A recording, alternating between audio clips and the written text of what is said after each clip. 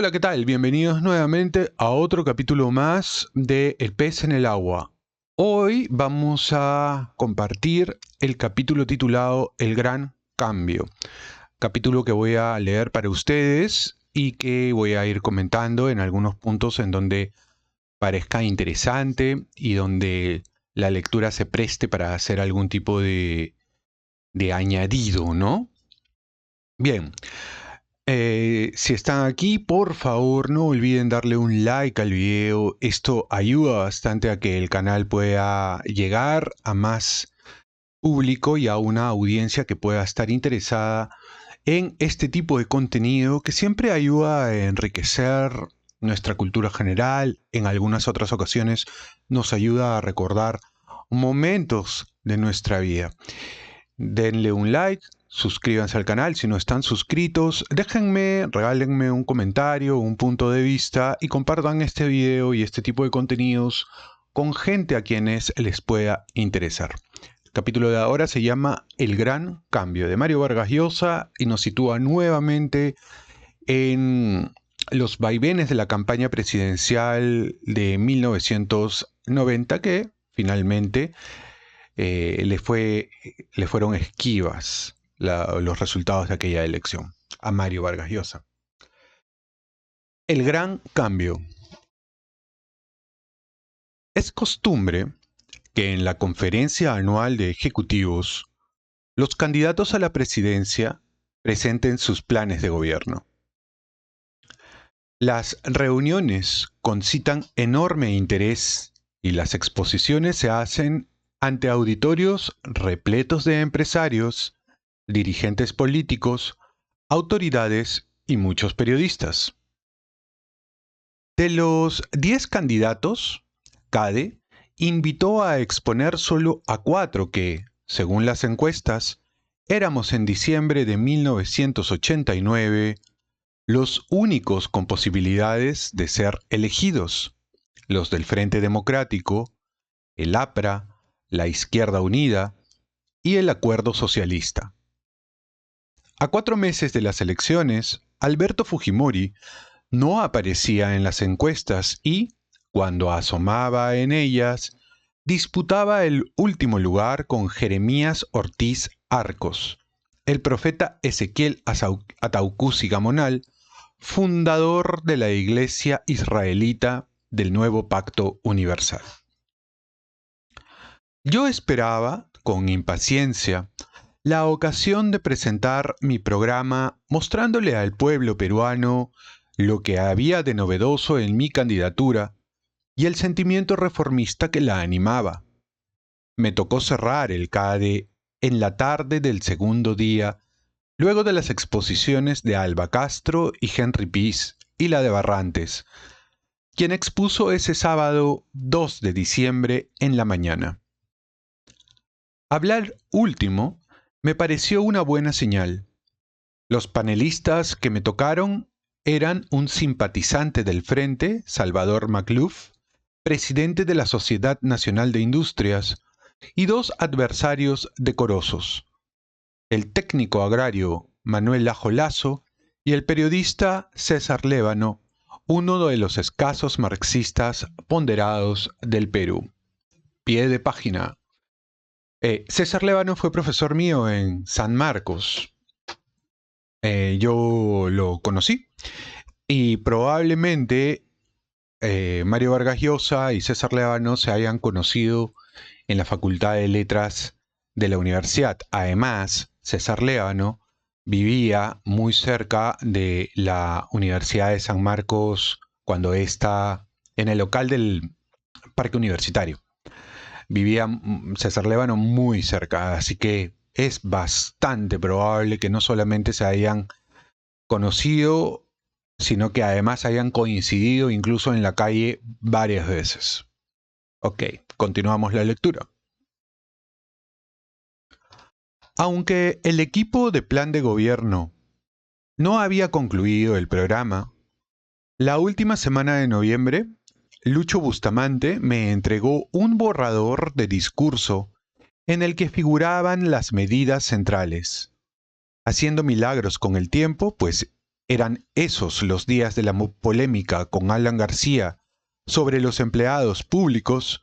Conseguí encerrarme 2 mañanas completas para escribir el texto y la víspera del CADE tuve con el directorio de plan de gobierno una sesión de entrenamiento sobre las previsibles objeciones del panel y del público.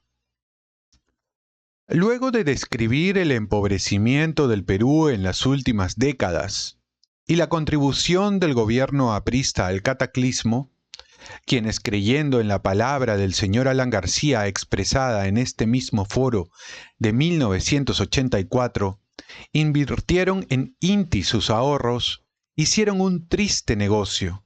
Hoy les queda menos del 2% de lo que ahorraron. Desarrollé nuestra propuesta para salvar al Perú de la mediocridad, de la demagogia, del hambre, del desempleo y del terror. De entrada y sin medias tintas, dejé clara la orientación de las reformas. Ya tenemos la libertad política, pero el Perú nunca ha intentado de veras el camino de la libertad económica, sin la cual toda la democracia es imperfecta y se condena a la pobreza. Todos nuestros esfuerzos estarán encaminados a convertir al Perú de este país de proletarios, desocupados y privilegiados que es ahora, en un país de empresarios, de propietarios y de ciudadanos iguales ante la ley. Me comprometí a asumir la conducción de la lucha contra el terrorismo y a movilizar a la sociedad civil armando a las rondas campesinas y obrando para que este ejemplo de autodefensa fuera imitado en los centros de producción urbanos y rurales. Autoridades e instituciones civiles retomarían el control de las zonas de emergencia entregadas a la autoridad militar. Esta acción sería firme, pero dentro de la ley. Había que acabar con los abusos a los derechos humanos cometidos por las fuerzas del orden en la acción antisubversiva. De ello dependía la legitimidad de la democracia. Los campesinos y peruanos humildes jamás ayudarían al gobierno a enfrentar a los terroristas mientras se sintieran atropellados por policías y soldados. Para mostrar la decisión del gobierno de no tolerar abusos de ese género, yo tenía decidido, así se lo adelanté a Ian Martin, secretario general de Amnistía Internacional, que me visitó el 4 de mayo de 1990, nombrar un comisionado de derechos humanos que tendría oficina en Palacio de Gobierno.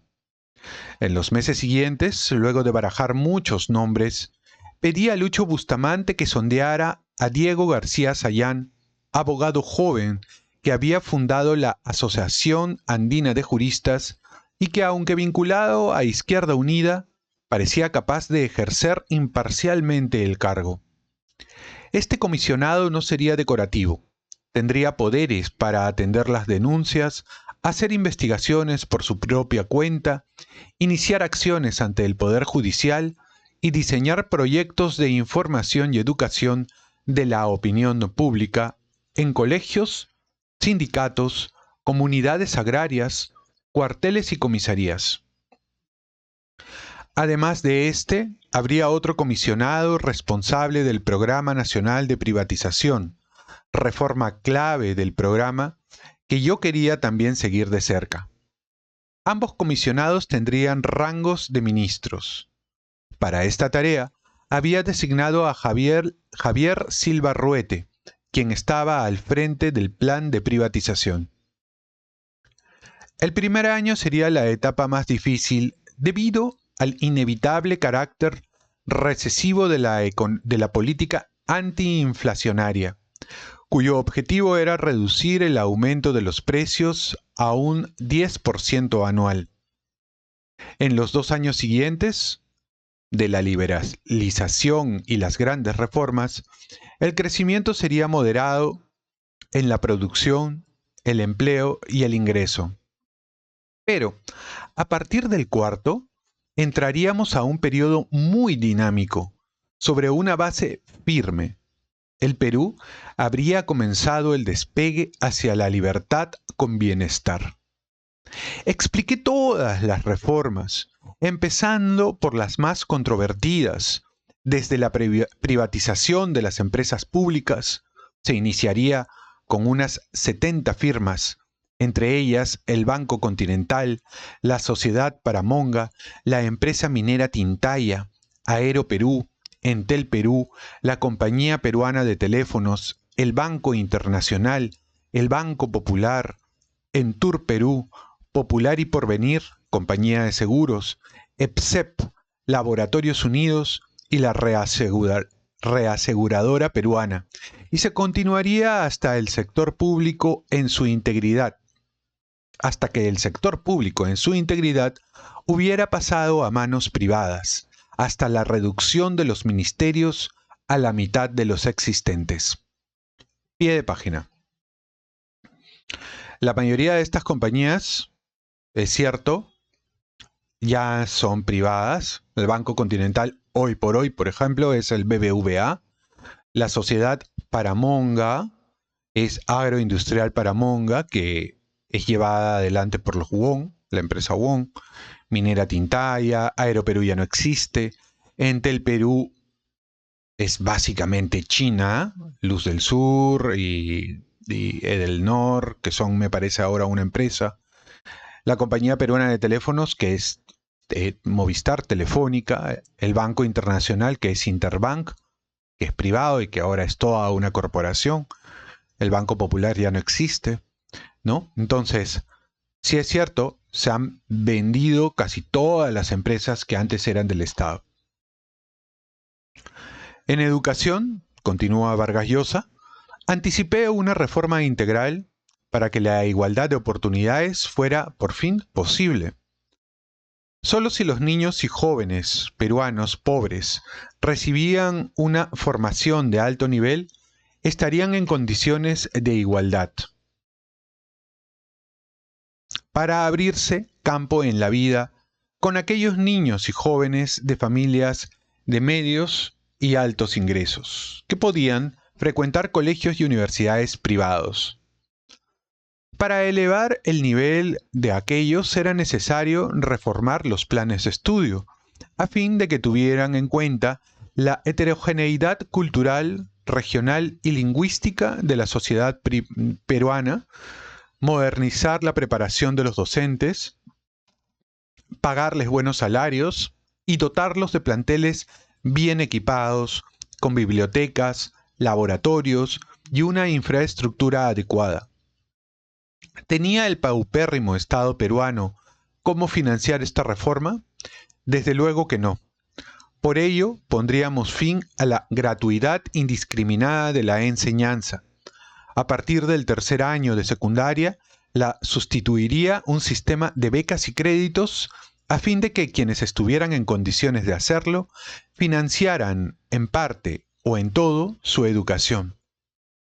Nadie que careciera de recursos se quedaría sin colegio ni universidad, pero las familias de medios o altos ingresos contribuirían a que los pobres tuvieran una educación que los preparara para salir de la pobreza. Los padres de familia intervendrían en la administración de los centros escolares y en determinar las contribuciones de las familias. Casi de inmediato esta propuesta se convirtió en uno de los más impetuosos caballos de batalla contra el Frente. Apristas, socialistas y comunistas proclamaron que defenderían con su vida la educación gratuita, que nosotros queríamos suprimir para que ya no solo comer y trabajar, sino también educarse, fuera privilegio de los ricos. Y a los pocos días del discurso del CADE, Fernando Belaúnde vino a mi casa con un memorándum, recordándome que la educación gratuita era postulado programático de Acción Popular. No renunciarían a él. Dirigentes populistas empezaron a hacer declaraciones en el mismo sentido. Las críticas de los aliados tomaron tales proporciones que convoqué una reunión de todos los partidos del Frente Democrático en el Movimiento Libertad para discutir la medida. La reunión fue tormentosa. En ella, León Trachtenberg, presidente de la Comisión de Educación, fue duramente cuestionado por los populistas Andrés Cardó Franco, Gastón Acurio y otros. Yo mismo intervine en la polémica, en aquella y otras ocasiones, como valedor de la propuesta. ¿Es demagogia postular una educación universalmente gratuita si el resultado de ello es que 3/4 partes de los niños estudian en colegios que carecen de bibliotecas, de laboratorios, de baños, de pupitres y pizarras, y muchas veces de techos y paredes, que los maestros reciban una formación deficiente y ganen sueldos de hambre, y que por tanto solo los jóvenes de clases media y alta, que pueden pagar buenos colegios y buenas universidades, reciban una formación que les asegure el éxito profesional? En mi conversación con Belaunde, fui muy claro. No cedería sobre este ni sobre punto alguno del programa. Había cedido respecto a las elecciones municipales y las listas parlamentarias, dando muchas ventajas a Acción Popular y al Partido Popular Cristiano. Pero en el plan de gobierno no haría concesiones. La única razón por la que quería ser presidente eran esas reformas. La educativa estaba destinada a acabar con una de las formas más injustas de la discriminación cultural, la derivada de las diferencias de ingreso. Al final, aunque a regañadientes y sin poder evitar que, de cuando en cuando, voces disidentes en el seno de la alianza se pronunciaran en contra de esta medida, conseguimos que Acción Popular la tolerara. Pero nuestros adversarios siguieron atacándonos sin misericordia sobre el tema, con campañas publicitarias y pronunciamientos de sindicatos de maestros y asociaciones magisteriales en defensa de la educación popular. La campaña fue tal que el propio León Trachtenberg me envió su carta de renuncia a la comisión. No la acepté y llegó a proponerme, a principios de enero de 1990, que diéramos marcha atrás en vista de las reacciones negativas. Con el respaldo de Lucho Bustamante insistí en que era nuestra obligación, ya que la medida nos parecía necesaria seguir defendiéndola. Pero pese a mi prédica al respecto, desde entonces en todos mis discursos hablé del tema, esta fue una de las reformas que asustó más a los electores y decidió a buen número de ellos a votar contra mí. Escribo estas líneas en agosto de 1991 y veo, por recortes periodísticos de Lima, que los maestros nacionales, 380.000, llevan ya 5 meses de huelga, desesperados por sus condiciones de existencia. Los escolares de colegios públicos corren el riesgo de perder el año de estudios. Y si no lo pierden, ya puede uno imaginarse lo que con el gigantesco paréntesis de 5 meses significará este año en términos académicos para esos alumnos. Pie de página. Mario Vargas Llosa escribe estas líneas en agosto de 1991. Y yo estudiaba en Colegio Nacional en aquella época. En 1991 estaba en tercero de secundaria. Y recuerdo que hubo una huelga larguísima, que duró precisamente, si no me equivoco, entre marzo tal vez, hasta octubre o septiembre. Y sí, es cierto, yo no perdí el año, tuvimos que recuperar algunos días de clase, incluso fines de semana y primeros días de enero, si mal no recuerdo. Y sí, se acabó el año de manera apurada. Y la verdad, no sé cómo pasé de año tampoco. Pero pasé. Y sí, tercer año en mi caso es un año complicado porque ya se pone un poco más difícil la matemática, sobre todo eso, ¿no? Bien, continuamos leyendo.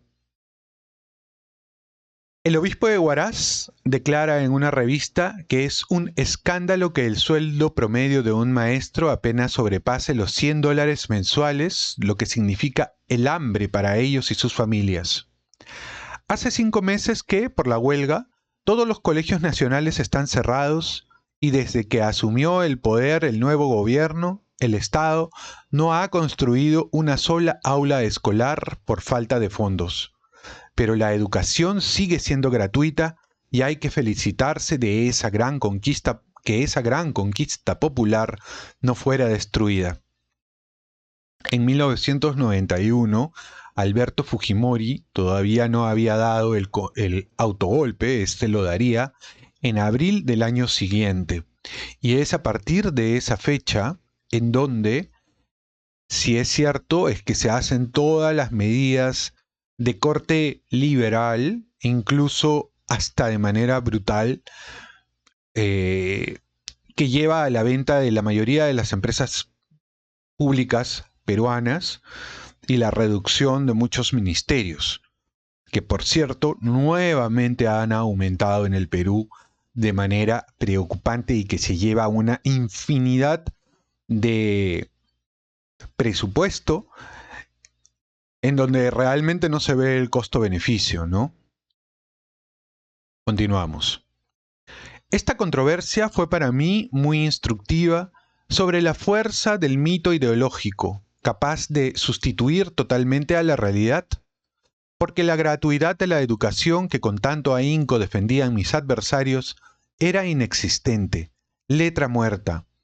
Desde hacía tiempo las condiciones ruinosas del erario impedían al Estado construir colegios y la inmensa mayoría de las aulas que se levantaban en barrios marginales y pueblos jóvenes para atender la demanda creciente la construían los propios vecinos. Y los padres de familia también se encargaban del mantenimiento, limpieza y refacción de las escuelas y colegios nacionales por la incapacidad del Estado para asumir gastos. Cada vez que yo llegaba a un barrio pobre en Lima o provincias, recorría varias escuelas. ¿Construyó estas aulas el gobierno? No, nosotros. ¿Y quién fabricó estos pupitres, estos pizarrones? ¿El gobierno o los padres de familia? Los padres de familia. ¿Y quién limpia, pinta, barre esta escuela y levanta las paredes que se desmoronan? ¿Ustedes o el gobierno? Nosotros. Debido a la crisis económica, hacía ya tiempo que el Estado peruano solo pagaba los salarios de los maestros.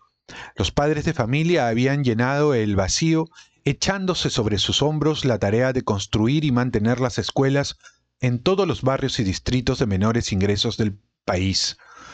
En mis discursos yo subrayaba siempre que en un par de años Acción Solidaria había construido, gracias a donaciones, trabajo voluntario y colaboración de los vecinos, más guarderías infantiles y aulas escolares que el Estado peruano. Por lo demás, Enrique Gersi descubrió que ese mismo gobierno aprista que machacaba día y noche la amenaza contra la gratuidad de la enseñanza, había dictado disposiciones por las cuales se obligaba a los padres, para inscribir a sus hijos en los colegios nacionales, a pagar unos derechos a las asociaciones de familia que iban a incrementar un fondo educativo nacional. Como muchas otras disposiciones irreales, la gratuidad de la enseñanza, que solo había servido para perjudicar más a los pobres, aumentando la discriminación, había ido siendo rectificada en la práctica por la fuerza de las cosas. Un pequeño pie de página también. Cuando yo paso a estudiar a este colegio nacional, la mayoría o la gran parte de la construcción no estaba terminada, no estaba tarrajeada, las aulas en algunos casos no tenían focos o fluorescentes, algunas pizarras eran viejísimas, otras estaban hechas de cemento. Prácticamente ninguna aula tenía puerta de entrada, muchas estaban abiertas, Algunas tenían los marcos de las ventanas, pero no tenían luces, o no tenían lunas, vidrio. Solo un aula estaba prácticamente terminada, concluida, que era la del quinto A. La del quinto A estaba ubicada en un segundo piso, muy al extremo, casi al finalizar el colegio, y era el único aula junto con la sección de primaria, porque el primaria también estaba concluida, que tenía todo el acabado, el pintado, el tarrajeado, tenía lunas, tenía una puerta de metal con sus respectivas ventanas de vidrio. Estaba todo concluido y el mobiliario estaba en muy buenas condiciones, a diferencia de las otras aulas. Y era porque los padres de familia habían puesto dinero allí para poder concluirla.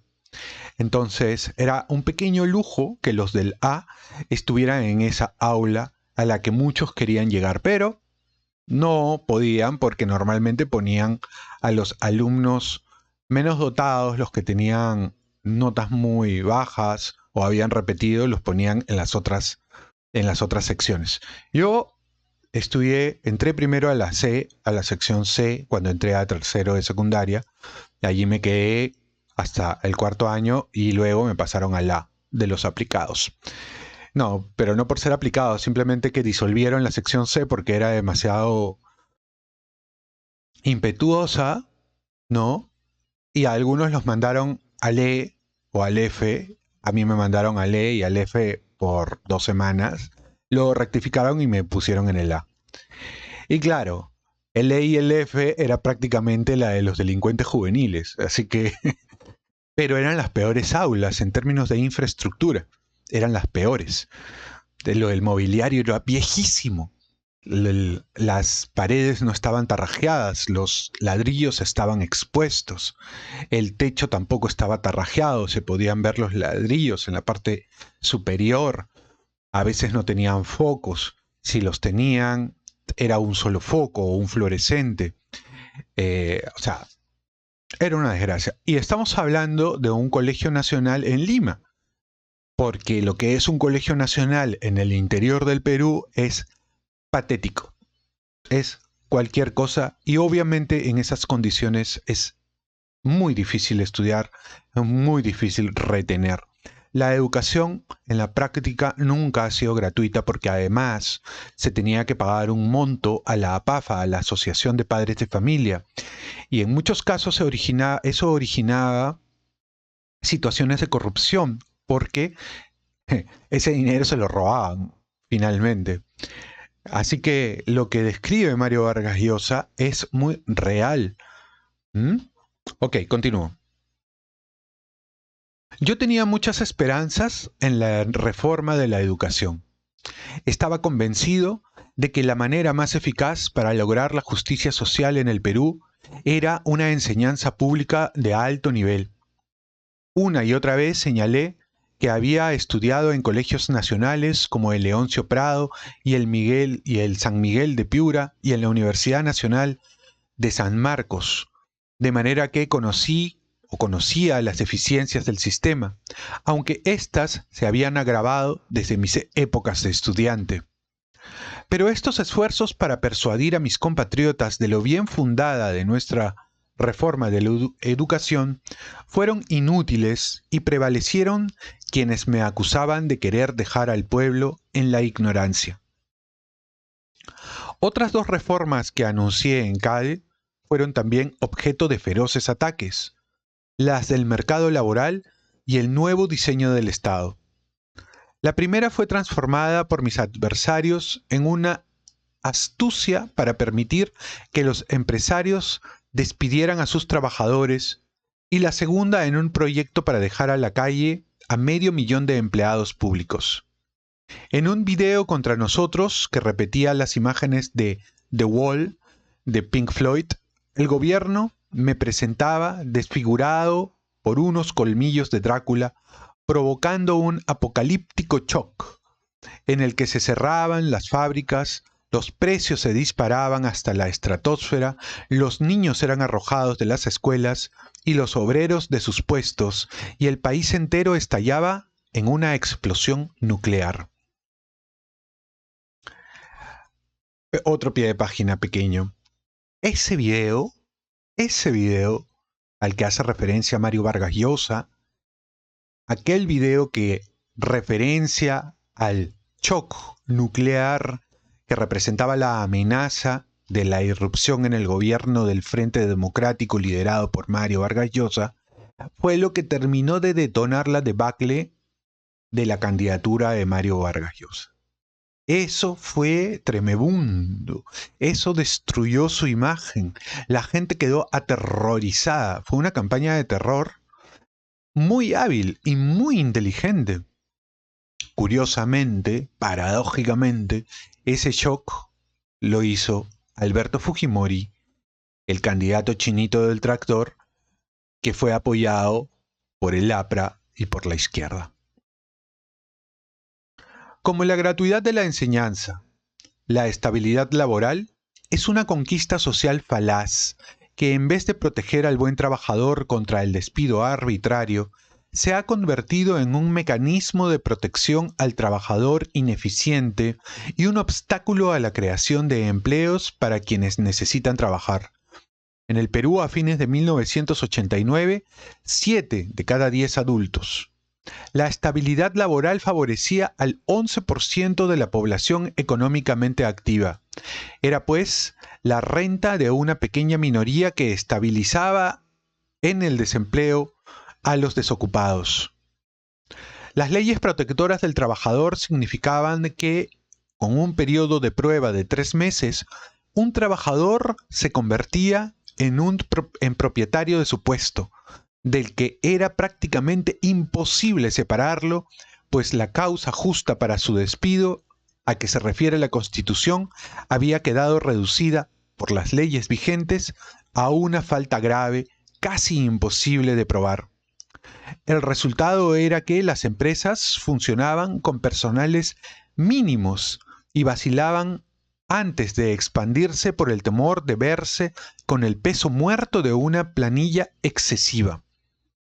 En un país donde el desempleo y el subempleo afectaban a las 2/3 partes de la población y donde crear trabajo era una urgentísima necesidad, había que dar al principio de estabilidad un sentido de veras social. Explicando que se respetarían los derechos adquiridos, las reformas solo afectarían a los nuevos contratados, enumeré en el CADE las principales acciones para atenuar los efectos negativos de la estabilidad laboral. La falta de productividad sería incluida entre las causas justas de despido. Se ampliaría el periodo de prueba para evaluar la capacidad del trabajador. Se ofrecería a las empresas un amplio esquema de contratación temporal que les permitiera adecuar su mano de obra a las variaciones del mercado, y para combatir el desempleo juvenil se diseñarían unos contratos de formación y aprendizaje, trabajo a tiempo parcial y contratos de relevo y jubilación anticipada. Asimismo, se permitiría que el trabajador se constituyera en empresa individual y autónoma y contratarse con el empleador la prestación de sus servicios. Dentro de este paquete de medidas figuraban la democratización del derecho de huelga, hasta entonces monopolio de las cúpulas sindicales, que en muchos casos la imponían al resto de los trabajadores mediante la extorsión. Las huelgas serían decididas por votación secreta, directa y universal, y se prohibirían las huelgas que afectaban servicios públicos vitales.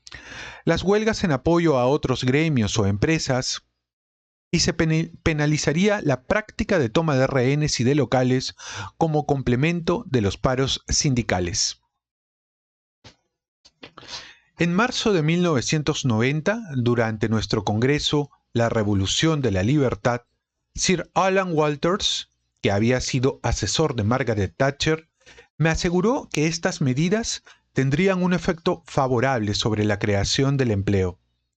Me reprochó, eso sí, no haber sido tan radical con el salario mínimo que íbamos a mantener.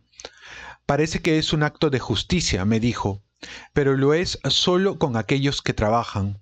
En cambio, el salario mínimo es injusticia con quienes han perdido su trabajo o ingresan al mercado laboral y encuentran las puertas cerradas. Para beneficiar a estos, los más necesitados de justicia social, el salario mínimo es una injusticia, un obstáculo que les cierra el camino del empleo. Los países donde hay más trabajo son aquellos donde el mercado es más libre. Otro pequeño pie de página. Hace un tiempo vi un video que comparaba la creación de trabajo en España y en Reino Unido, y cómo es que hay muchos españoles que prefieren irse a trabajar a España, o mejor dicho, a Reino Unido, a Inglaterra. Y era que, si bien es cierto, en el Reino Unido es más fácil despedir a una persona, porque no existe la figura de la estabilidad laboral, porque hay una serie de variantes de contratación, también es cierto que para ellos era más sencillo encontrar trabajo. Y esta era una diferencia que encontraban los españoles y por la que veían interesante y seductor irse a trabajar allá, a Inglaterra, versus España, en donde es más complicado crear un puesto de trabajo y donde es más complicado encontrarlo cuando ya te has ido o te has quedado sin trabajo.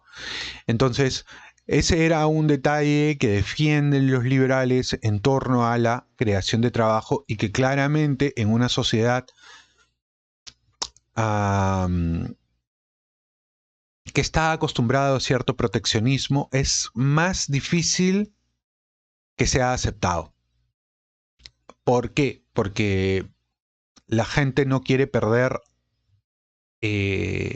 algo por nada o por una posibilidad, aun cuando esa posibilidad en el papel sea más o genere más oportunidades, ¿no? Y eso es lo que aparentemente quería hacer Mario Vargas Llosa y que se hizo finalmente en muchos sentidos con el gobierno de Alberto Fujimori. Se liberalizó el mercado de trabajo, tal vez a unos extremos bastante radicales, ¿no? Bastante radicales en algunos casos. Pero sí es cierto que muchas industrias se reflotaron gracias a estos cambios. Por ejemplo, la industria textil. Se crearon modalidades de contratación temporal en función a las demandas del mercado, sobre todo cuando se hacían pedidos desde fuera por solamente una cantidad de prendas, se contrataba a gente por ese contrato de exportación, específicamente hablando. Esa modalidad hizo que constantemente muchos trabajadores fueran recontratados o que se les renueven los contratos y en la mayoría de los casos se quedaban mucho tiempo en la empresa y solamente se desvinculaban de ella cuando bajaba la producción. Y sí que es cierto que la producción dependía de los vaivenes, de la marea de comercial de los Estados Unidos, porque la mayoría de esas prendas que se fabricaban iban a parar en los estantes norteamericanos o europeos. Continuamos con la lectura. Expliqué, sobre todo en visitas a fábricas, que un trabajador eficiente es algo muy costoso para que las empresas se desprendan de él y que nuestras reformas no afectarían derechos ya adquiridos, solo a los nuevos trabajadores, esos millones de peruanos sin empleo o con empleos miserables, a quienes teníamos la obligación de ayudar, generando rápidamente trabajo para ellos. Que los trabajadores enajenados por la prédica populista se mostraran hostiles porque no entendían estas reformas o porque las entendían y las temían, lo comprendo. Pero que el grueso de los desocupados, en favor de quienes ellas se concibieron, votaran masivamente contra estos cambios, dice mucho sobre el formidable peso muerto de la cultura populista que lleva a los más discriminados y explotados a votar en favor del sistema que los mantiene en esa condición. En lo que respecta al 500.000 de empleados públicos, vale la pena relatar toda la historia porque este tema, como el de la gratuidad de la enseñanza, tuvo un efecto devastador contra mí en los electores humildes y porque a través de él se advierte lo eficaces que pueden ser las malas artes en la política. La noticia de que apenas subiera al gobierno echaría a la calle a 500.000 burócratas apareció en la gran orquestadora de patrañas La República, como una declaración que Enrique Gersi, el joven turco del Movimiento Libertad, habría hecho en Chile a un periodista chileno. En verdad, Gersi no había dicho tal cosa y se apresuró a desmentir la información apenas regresó al Perú en la prensa y la televisión. Algún tiempo después, el propio periodista chileno, Fernando Villegas, vino a Lima y desmintió la invención en diarios y en canales peruanos, pero a estas alturas el montaje en torno a los 500.000 empleados que llevaron a cabo la República, hoy la crónica y las radios y canales del gobierno, se había vuelto ya verdad inmovible o inconmovible.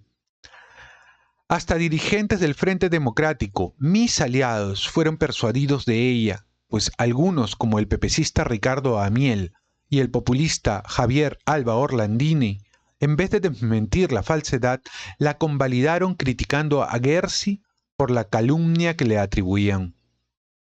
Lo cierto es que ni Gersi ni el Frente Democrático podría haber dicho algo así.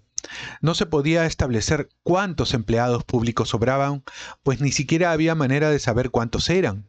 El Frente Democrático tenía una comisión, presidida por la doctora María Reina Farge, tratando de averiguarlo, que había detectado más de 1.000.000, excluyendo a los miembros de las Fuerzas Armadas, pero la evaluación estaba aún en proceso.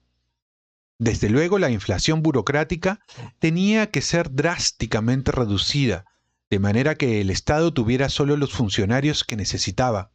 Pero la transferencia del sector público al privado, de las decenas o centenas de miles de sobrantes, no se iba a hacer mediante despidos intempestivos.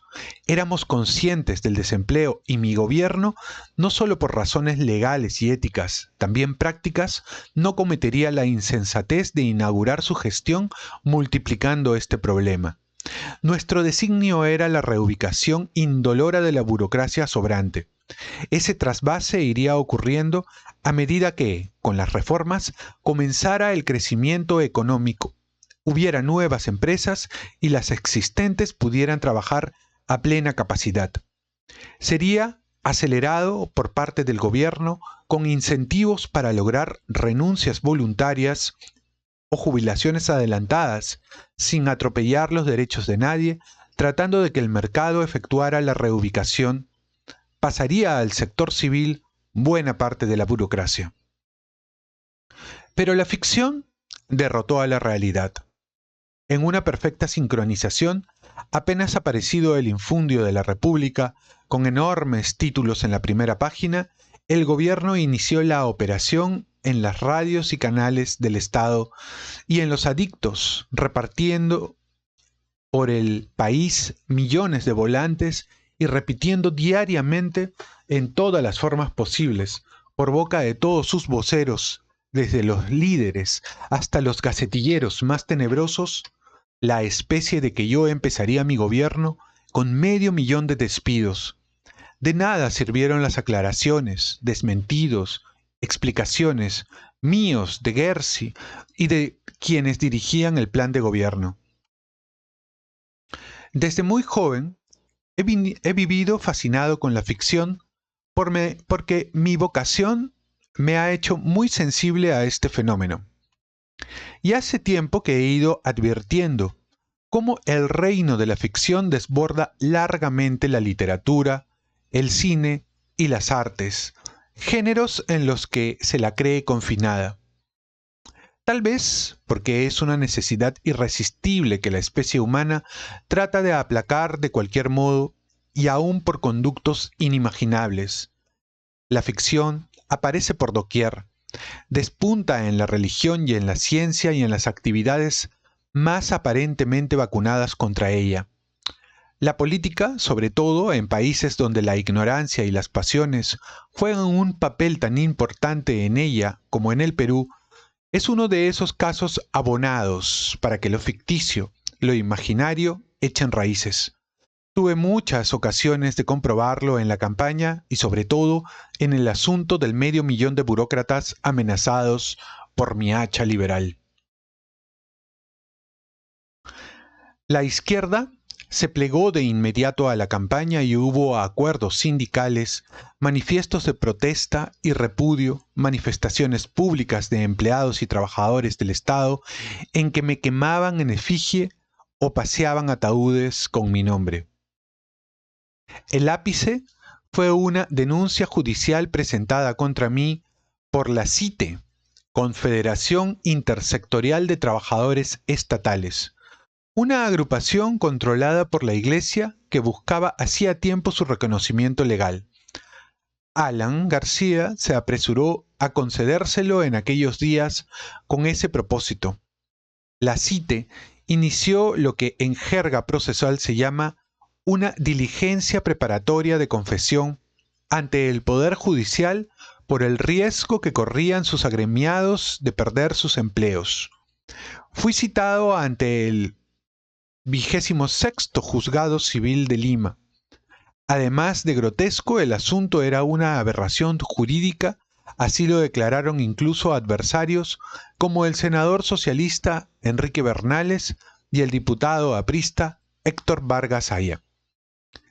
En el Comité Ejecutivo y en la Comisión Política de Libertad discutimos si debía comparecer ante el juez o si esto era colaborar con los maquiavelismos de Alan García, permitiendo a la prensa hostil hacer una gran algazara conmigo en el Palacio de Justicia, llevado ante los tribunales por los trabajadores amenazados de despido. Decidimos que compareciera solo mi abogado. Encargué de esta misión a Enrique Chirino Soto, miembro de la Comisión Política de Libertad, a la que yo lo había invitado como asesor. Enrique, senador independiente, periodista, historiador, constitucionalista, era uno de esos liberales de antaño, como Arturo Salazar Larraín, formado al lado de don Pedro Beltrán, periodista de fuste, sutil analista político, conservador sin complejos y católico a machamartillo. Enrique es uno de los políticos inteligentes, aunque bastante casquivano, que ha tenido el Perú y un arequipeño que ha sabido mantener la tradición jurídica de su tierra. Asistía casi siempre a las reuniones de la comisión política en las que solía permanecer mudo e inmóvil, despidiendo un aroma de escocés de buena marca en una especie de catatonia voluntaria. Pie de página. Este es el mismo personaje que aparece en la novela Los últimos días de la prensa de Jaime Bailey, y que sarcásticamente Bailey lo traza, lo grafica como alguien a quien tú encontrarías en su escritorio deleitándose con un whisky a eso de las 10 de la mañana mientras escribe una crónica, previo a irse al Club Nacional, tomarse un sauna y de allí al Congreso de la República. Ese es ese personaje. De vez en cuando, algo lo despertaba de su geológico sopor y urgía a hablar. Sus intervenciones eran luminosas y nos servían para zanjar intrincados problemas. De cuando en cuando, acordándose de su función de asesor, me enviaba unos pequeños billetes que yo leía con delicia, descripciones del momento político, consejos de tácticas o simples ocurrencias en función de los acontecimientos, escritos con agudeza y humor. Ninguno de sus muchos talentos le impidió, sin embargo, entre la primera y la segunda vuelta, cometer una gafé monumental. Enrique demostraría con facilidad ante el juzgado la impertinencia jurídica de la acción judicial. El 2 de enero, el juez del 26º Juzgado Civil de Lima dio marcha atrás en su decisión de hacerme comparecer y declaró nulo e inadmisible el pedido de la CITE. Esta apeló y Chirino Soto pudo lucirse con un informe oral ante la primera sala civil de la Corte Superior de Lima el 16 de enero de 1990 que confirmó aquella decisión. Como colofón de este episodio, señaló una curiosa coincidencia. Durante el gobierno de Alan García, por causa de la inflación con recesión, la llamada estagnación, los analistas calculan que en el Perú se perdieron unos 500.000 puestos de trabajo, la misma cifra que, según la campaña, me disponía yo a recortar en la administración pública. El tema daría materia para un ensayo sobre la teoría freudiana de la trascendencia o de la transferencia, y por cierto, para una novela de política ficción. En cambio, no tuvo mayor repercusión otra de las medidas radicales que anuncié en el CADE, la reforma de la reforma agraria que hizo el general Velasco y que seguía vigente. Que nuestros adversarios no montaran también con este asunto una gran campaña se debió tal vez a que el estado del campo peruano, sobre todo en el sector público de las cooperativas y las SAIS, Sociedades Agrarias de Interés Social, era tan claramente repudiado por los campesinos que allí hubiera sido más difícil defender el status quo. O tal vez a que el voto campesino, por la migración masiva hacia las ciudades en la última década o en las últimas décadas, representa ahora apenas el 35% del electorado nacional, y el ausentismo es más elevado en el campo que en la ciudad. También en el agro proponíamos introducir el mercado, privatizándolo de modo que la transferencia de las empresas estatales y semiestatales a la sociedad civil sirviera para crear una masa de propietarios y empresarios independientes. Gran parte de esta reforma estaba en marcha por obra de los propios campesinos, quienes, como he dicho, habían vendido o venido parcelando las cooperativas, dividiéndolas en lotes privados individuales, pese a que la ley se lo prohibía. Su acción había afectado a 2/3 del campo, pero no tenía valor legal. El movimiento de los parceleros, nacido de manera independiente en contra de los partidos y sindicatos de izquierda, había sido para mí desde hacía años, como el de los empresarios informales, un signo esperanzador.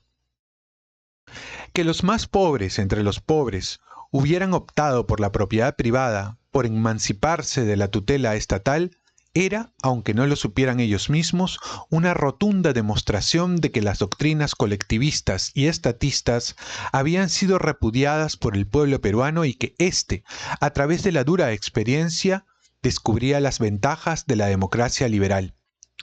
Por eso, el 4 de junio, en la Plaza de Armas de Arequipa, al proclamarse mi candidatura, los parceleros y los informales fueron los héroes de mi discurso. Me refería a ellos llamándolos la punta de lanza de la transformación para la que pedía el voto de los peruanos. Mi estrategia de campaña estuvo basada, en gran parte, en el supuesto de que los parceleros e informales sería el principal sustento de mi candidatura, es decir, en que yo conseguiría persuadir a estos sectores de que lo que ellos estaban haciendo en las ciudades y en los campos correspondía a las reformas que quería llevar a cabo.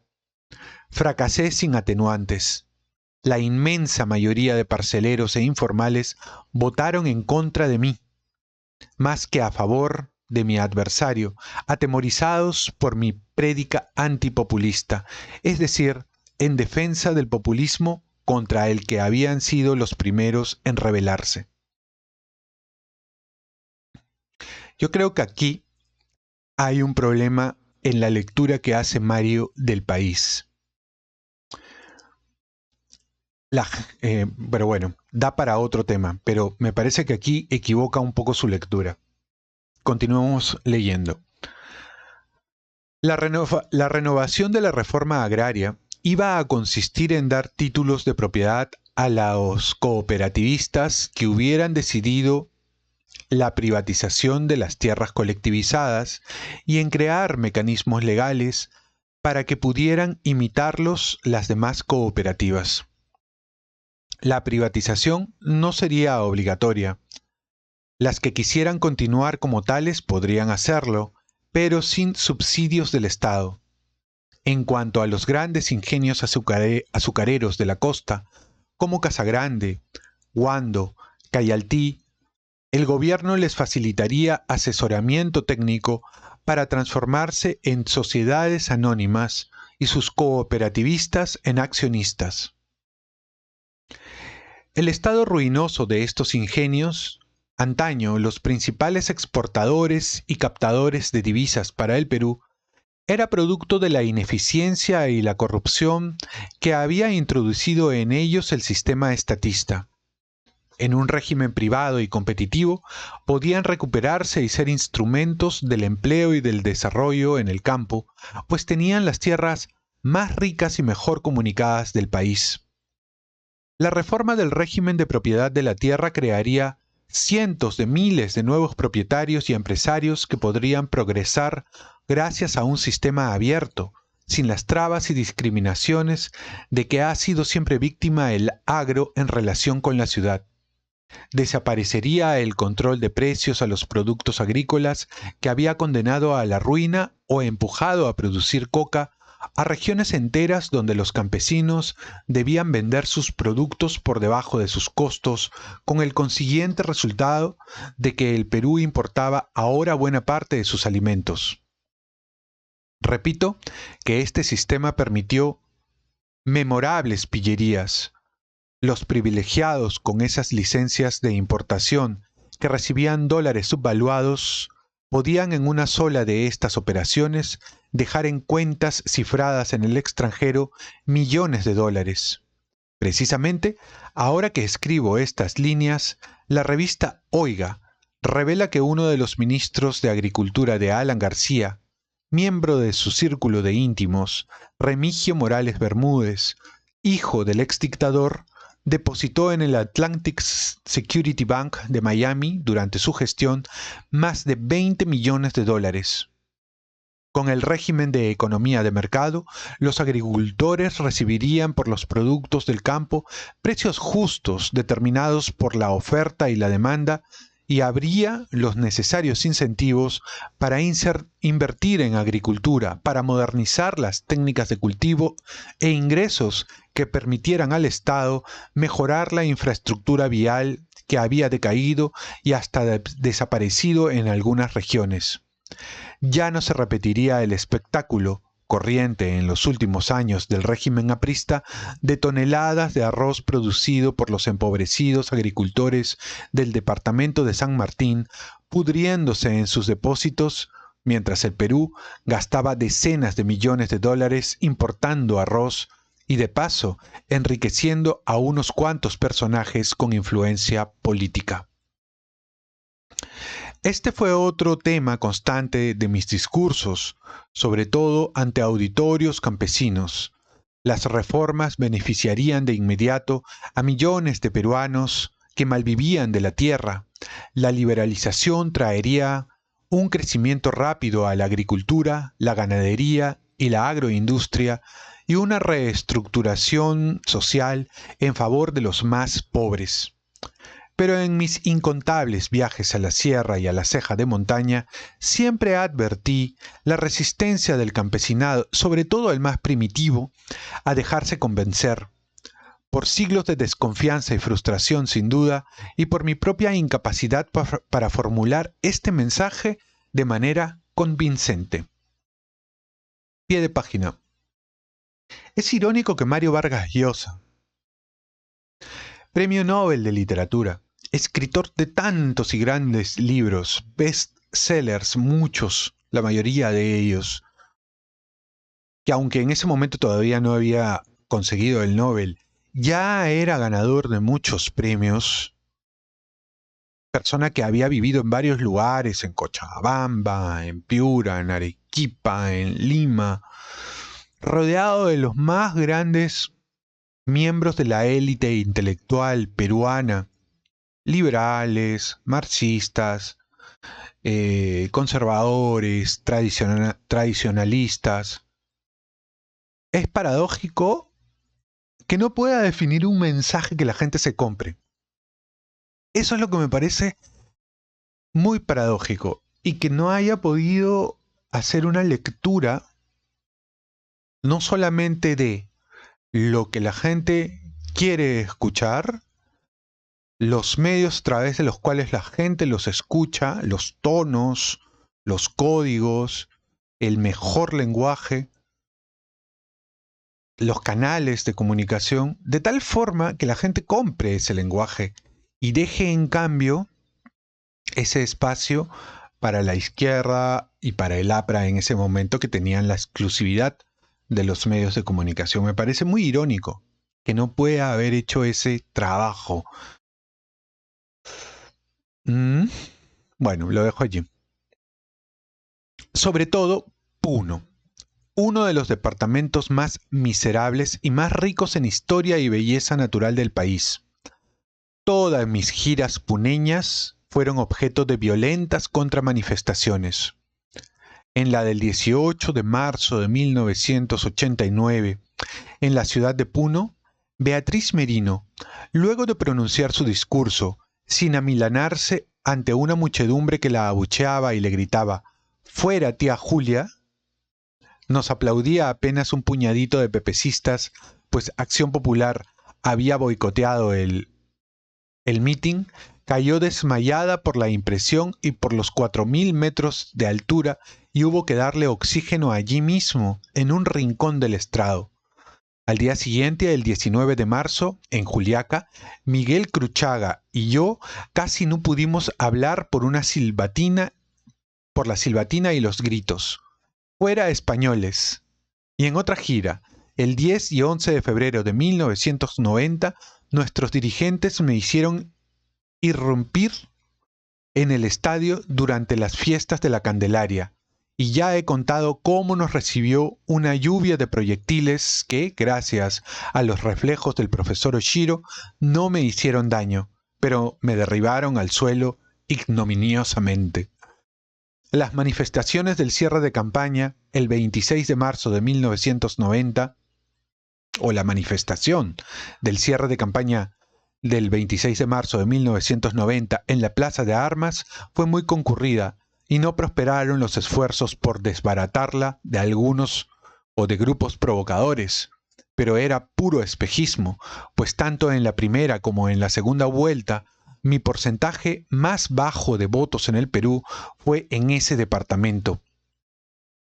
En el CADE adelanté también la privatización del servicio de correos y de aduanas, la reforma tributaria, y solo apunté muchos otros temas, pero las limitaciones del tiempo. Releamos.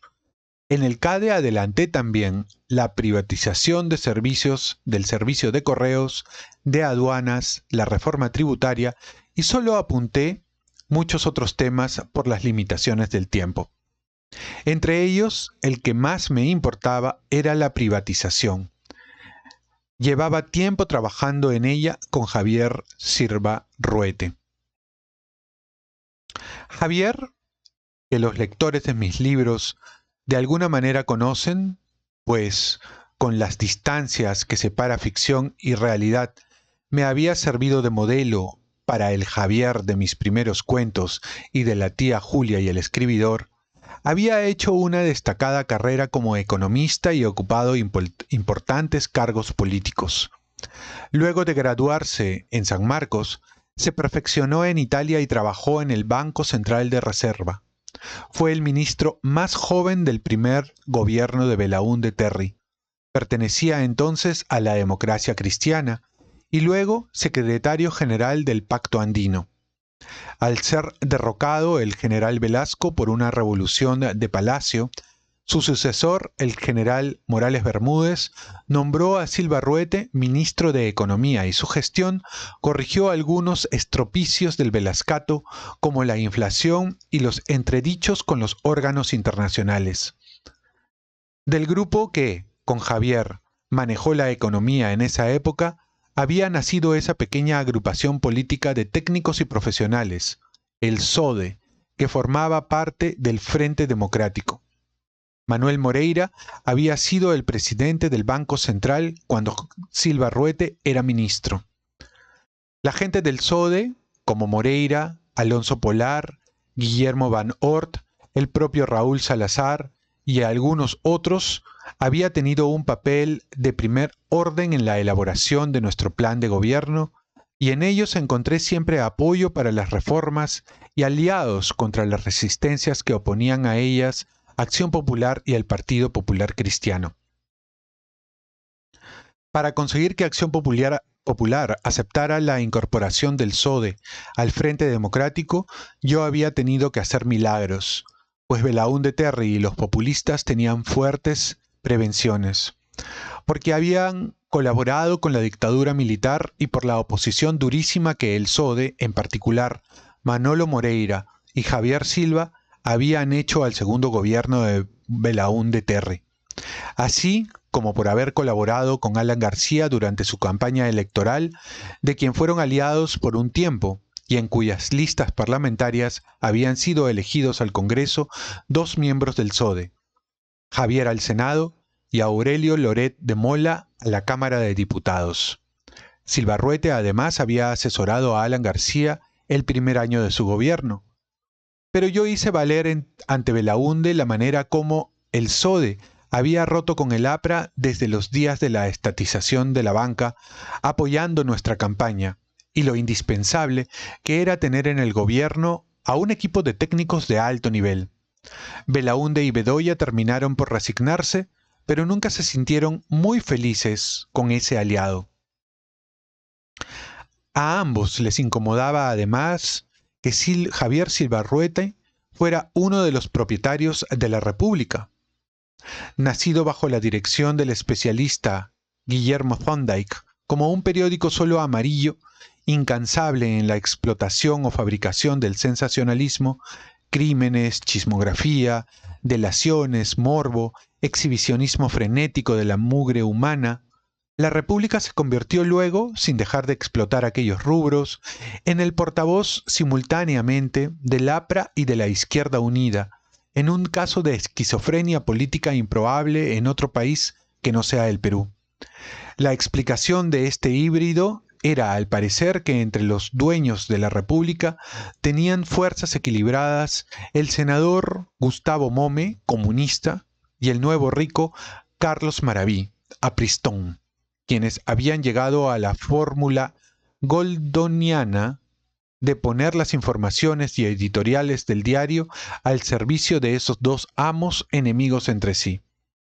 El rol de Javier en este enredo y entre semejante gente, aparecía como presidente del directorio de la empresa, fue siempre un misterio para mí. Nunca le pregunté por qué lo hacía ni hablábamos de ese tema, pues él como yo queríamos conservar una amistad que había significado mucho para ambos desde niños y procurábamos no ponerla a prueba introduciendo en ella a la insidiosa política. Nos habíamos visto poco cuando él era ministro de la dictadura militar y mientras asesoraba a Alan García, pero cuando nos veíamos en alguna reunión social, el afecto recíproco estaba siempre allí, más sólido que los demás. Cuando los sucesos de Ochurajay, luego del informe de la comisión que yo escribí y defendía en público, la República llevó a cabo una campaña contra mí que duró muchas semanas, en la que al falso testimonio y la mentira sucedía el insulto a extremos de monomanía. Que ello ocurriera me apenó, menos, por supuesto, que tuviera como órgano un periódico del que era dueño uno de mis más antiguos amigos. Pero incluso a esta experiencia sobrevivió nuestra amistad, Este fue otro argumento que utilicé con Belaúnde y Bedoya para apoyar la incorporación del SODE al Frente Democrático. Con poca gente se había encarnizado tanto la República como conmigo. Había, pues, que dejar de lado las suspicacias y confiar en que Javier y su grupo actuarían lealmente con el Frente. El cambio de actitud del SODE se produjo con motivo de la estatización de la banca. Manuel Moreira fue uno de los primeros en condenar la medida, desde Arequipa, donde se hallaba, y multiplicó las declaraciones, conferencias y artículos sobre el tema. Su resolución arrastró a todos sus colegas y precipitó la ruptura del SODE con el APRA. Sus dos parlamentarios, Silva Ruete y Loret de Mola, batallaron en el Congreso en contra de la medida. Desde entonces, había habido una buena colaboración entre el SODE y el Movimiento Libertad. Las razones por las que confía Javier la Comisión de Privatización fueron su competencia y su capacidad de trabajo. En los primeros meses de 1989, conversamos en su estudio y le pregunté si estaba dispuesto a asumir esa tarea en el entendido siguiente. La privatización debía abarcar la totalidad del sector público y ser concebida de manera que permitiera la creación de nuevos propietarios entre los obreros y empleados de las empresas privatizadas y los consumidores de sus servicios. Estuvo de acuerdo. El objetivo central de la transferencia a la sociedad civil de las empresas públicas no sería técnico, reducir el déficit fiscal, dotar al Estado de recursos, sino social, multiplicar el número de accionistas privados en el país, dar acceso a la propiedad a millones de peruanos de menores ingresos. Con su característico entusiasmo, Javier me dijo que a partir de ese momento abandonaba todas sus otras ocupaciones para dedicarse en cuerpo y alma a ese programa. Con un pequeño equipo, en una oficina aparte y con fondos del presupuesto de la campaña, trabajó a lo largo de un año haciendo un escrutinio de casi 200 empresas públicas y diseñando un sistema y una secuencia para la privatización que comenzaría el 28 de julio de 1990. Javier buscó asesoría en todos los países con experiencia en privatizaciones, como Gran Bretaña, Chile, España y varios otros, e hizo gestiones con el Fondo Monetario, el Banco Mundial y el Banco Interamericano de Desarrollo. Cada cierto tiempo, él y su equipo me hacían informes de los avances de su trabajo, y cuando éste estuvo completo, yo invité a economistas extranjeros como el español Pedro Schwartz y el chileno José Pinera a que nos dieran su opinión.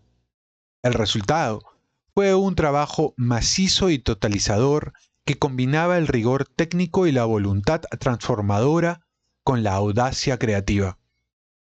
Tuve verdadera satisfacción cuando pude leer los gruesos volúmenes y comprobé que era un instrumento formidable para quebrar el espinazo de una de las fuentes principales de la corrupción y la injusticia en el Perú. Javier, que había aceptado mi propuesta de ser el comisionado de la privatización, accedió también a no candidatear al Congreso para dedicarse a tiempo completo a esta reforma. La reacción de los medios y de la opinión pública ante mi discurso del CADE fue de desconcierto por la magnitud de las reformas y la franqueza con que estaban anunciadas, y un reconocimiento amplio de que, entre los 4 expositores, el único que había presentado un plan de gobierno integral había sido yo. Caretas habló del Vargazo. El 5 de diciembre tuve un desayuno de trabajo en el Hotel Sheraton con un centenar de periodistas y corresponsales extranjeros a quienes di nuevos detalles sobre el programa de gobierno. Mi discurso del CADE debería haber sido precedido y continuado por una campaña publicitaria en periódicos, radio y televisión para divulgar las reformas. Esta campaña, que comenzó muy bien en los primeros meses de 1989, se interrumpió luego por varias razones. Una de ellas, las rencillas y tensiones dentro del frente, y otra, por un malhadado spot de televisión en que aparecía un monito orinando. Jorge Salmón era responsable de la campaña de medios y colaboraba muy bien con Lucho Llosa, mi cuñado. Mejor dicho, y colaboraba muy bien con Lucho Llosa, mi cuñado, a quien por su experiencia de cineasta y productor de televisión, yo había pedido que me asesorara en este campo. Durante la campaña contra la estatización y en los primeros tiempos de Libertad, ellos se ocuparon de toda la publicidad. Luego, al constituirse el Frente Democrático, el jefe de campaña, Freddy Cooper, que no se llevaba bien con Salmón ni con Lucho, comenzó a dar cada vez más participación en la publicidad a la empresa de los hermanos Ricardo y Daniel Vininsky, quienes prepararon también spots televisivos por su propia cuenta. Precisaré que, al igual que Jorge Salmón, los Vininsky lo hacían con el ánimo de apoyar y sin cobrarnos honorarios. Desde entonces hubo, en el campo neurálgico de la publicidad, una bifurcación o paralelismo que en un momento dado se tradujo en anarquía y perjudicó seriamente la campaña de ideas que deberíamos haber llevado a cabo. A comienzos de 1989, Daniel Vinitsky planteó una serie de anuncios televisivos utilizando animales para promover las ideas de libertad. El primero, con una tortuga, resultó divertido y gustó a todo el mundo. El segundo con un pez, en el que debíamos participar Patricia, mis hijos y yo. Nunca se pudo filmar. Los peces se asfixiaban, las nubes ocultaban el sol, ventarrones de arena frustraban las tomas en la desierta playa de Villa, donde intentamos filmarlo. Un amanecer. Ok. Con el tercero sobrevino la catástrofe, la mano de un monito. Se trataba de un brevísimo spot concebido por Daniel, mostrando los estragos de la inflación burocrática. En él aparecía transformado en simio un empleado público que, en su escritorio, en vez de trabajar, leía el periódico, bostezaba, holgazaneaba y hasta se hacía la pila en el escritorio. Freddy me mostró el spot una tarde agitada entre entrevistas y reuniones. Y yo no vi en él nada terrible, salvo cierta vulgaridad que, acaso, no enojaría al público al que iba dirigido. Así le di mi visto bueno. Esta ligereza se hubiera visto corregida, sin duda, si el spot en cuestión hubiera sido analizado por el responsable de medios, Jorge Salmón o Lucho Llosa. Pero debido a las antipatías personales que a veces interferían en su trabajo, Freddy se saltaba a ambos buscando solo mi aprobación para los spots. En este caso, lo pagamos. El monito meón provocó un escándalo mayúsculo, disgustando a partidarios y adversarios, y los apristas sacaron buen provecho de ello. Señoras ofendidas mandaban cartas a diarios y revistas o aparecían en televisión protestando contra la grosería del anuncio, y dirigentes del gobierno salían en la pequeña pantalla contritos porque se vejara de esa manera a los sacrificados empleados públicos, comparándolos con animales. Así los iba a tratar Vargas Llosa cuando fuera presidente, como monos o perros o ratas o algo peor. Hubo editoriales, actos de desagravio a la burocracia y Mi Casa y Libertad recibieron muchas llamadas de partidarios exhortándonos a sacar el spot de marras de los canales. Ya lo habíamos hecho, por supuesto, apenas advertimos lo contraproducente que resultó, pero el gobierno se encargó de que siguiera en la televisión varios días más, y hasta la víspera de las elecciones, el canal estatal siguió resucitándolo.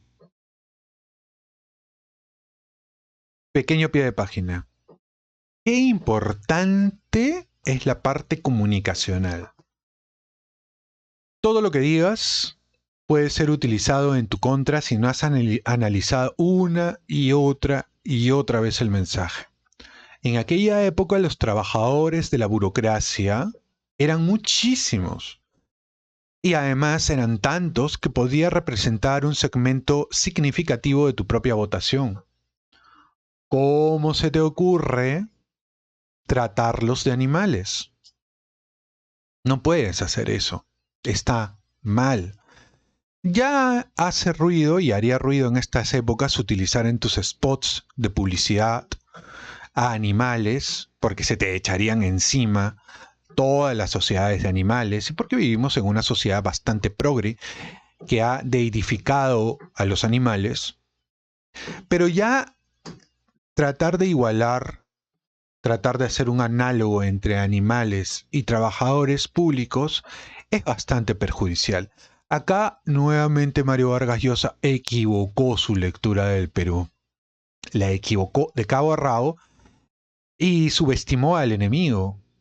El APRA y la izquierda, sobre todo el APRA por antonomasia, fue, porque ya no lo es, una gran fuente de comunicación, para mal, y de propaganda. Expertísimos, eximios conocedores del arte, de las sinuosidades comunicacionales en beneficio de ellos mismos y perjuicio del adversario. Pero la inexperiencia, pues, de Vargas Llosa en estas lides le jugó a mal. Las críticas al monito vinieron también de nuestros aliados, y hasta Lourdes Flores nos amonestó en un discurso público por nuestra falta de tacto.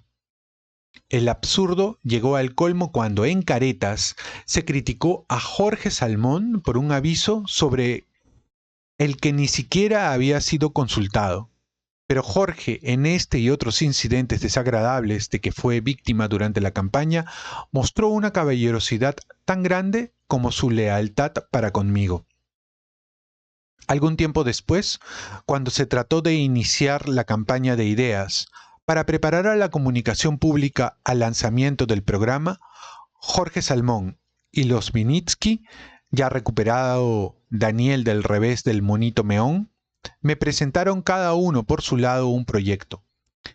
El de Jorge era político y prudente, evitaba la confrontación y la polémica y también las precisiones respecto a las reformas, insistiendo sobre todo en aspectos positivos, la necesidad de la paz, el trabajo, la modernización. Yo aparecía como el restaurador de la colaboración y la fraternidad entre los peruanos. El de los Vinitsky, en cambio, era una secuencia en la que cada spot, de manera muy ágil, pero también muy cruda, se mostraba los males que queríamos enfrentar. La inflación, el estatismo, la burocracia, el aislamiento internacional, el terrorismo, la discriminación contra los pobres, la educación ineficiente. Y sus remedios, la disciplina fiscal, la reestructuración del Estado, la privatización, la reforma educativa, la movilización campesina. Me gustó mucho el proyecto y lo aprobé, algo que Salomón aceptó con buen sentido del fair play, y Lucho Llosa dirigió la filmación de los 2 primeros spots pedagógicos. Ambos fueron excelentes, y las encuestas que hicimos para verificar su impacto entre los sectores C y D resultaron alentadoras. El primero mostraba los estragos de la inflación en quienes vivían de un salario y la única manera de ponerle fin reduciendo drásticamente la emisión de moneda sin respaldo. Y el segundo, los efectos paralizantes que el intervencionismo tenía en la vida productiva, sofocando a las empresas privadas e impidiendo el surgimiento de nuevas, y cómo con el mercado libre habrían incentivos para que se crearan puestos de trabajo. ¿Por qué se interrumpió esta secuencia luego de mi discurso del CADE cuando era tan necesario divulgar las reformas? Solo puedo dar una explicación aproximada de algo que, a todas luces, fue un grave error. Creo que, en un primer momento, suspendimos la filmación de los nuevos spots planeados por los Vinitsky por la cercanía de las fiestas de fin de año. Hicimos avisos especiales con motivo de la Navidad y Patricia y yo grabamos por separado unos mensajes de saludo. Luego, en enero del año 90, cuando debimos reanudar la campaña de ideas, nos vimos enfrentados a la formidable movilización publicitaria de descrédito, en la que se aderezaba la desnaturalización de nuestra propuesta, con ataques a mi persona, presentándome como ateo, pornógrafo, incestuoso, cómplice de los asesinatos de Uchurajay, evasor de impuestos y varios horrores más. Fue una equivocación tratar de contestar a esta campaña con avisos televisivos en vez de ceñirnos a la divulgación de las reformas, dejándonos arrastrar a una polémica en la que teníamos todas las de perder. Solo conseguimos que mi imagen se viera empobrecida por la politiquería menuda. Mark Mallow Brown estuvo acertado, pues insistió en que no diésemos importancia a la guerra sucia. Yo lo creía también así, pero a partir de los primeros días de enero, mi trajín y preocupaciones fueron tales que ya no tuve cabeza para enmendar la equivocación. A esas alturas, además, era tarde para hacerlo, pues había comenzado algo que infligió otro grave mazazo al frente: la caótica y derrochadora campaña televisiva de nuestros candidatos parlamentarios. Los organismos directivos del movimiento me habían dado la facultad de decidir el orden de colocación de nuestros candidatos y también de designar un pequeño número de diputados y senadores. Respecto a la colocación, puse a la cabeza de los candidatos a senadores a Miguel Cruchaga, secretario general y peón de Libertad desde el primer instante, y entre los diputados a Rafael Rey, que había sido secretario departamental de Lima. Todos aceptaron aquel orden en el que, con pocas excepciones, seguía el porcentaje de votación alcanzado para cada cual en las elecciones internas. El único que reaccionó dolido por el cuarto lugar que ocupó, luego de Cruchaga, Lucho Bustamante y Beatriz Merino, fue Raúl Ferrero, quien luego de dar yo lectura a las candidaturas, anunció ante la comisión política que renunciaba a ser candidato, pero unos días después reconsideró su posición.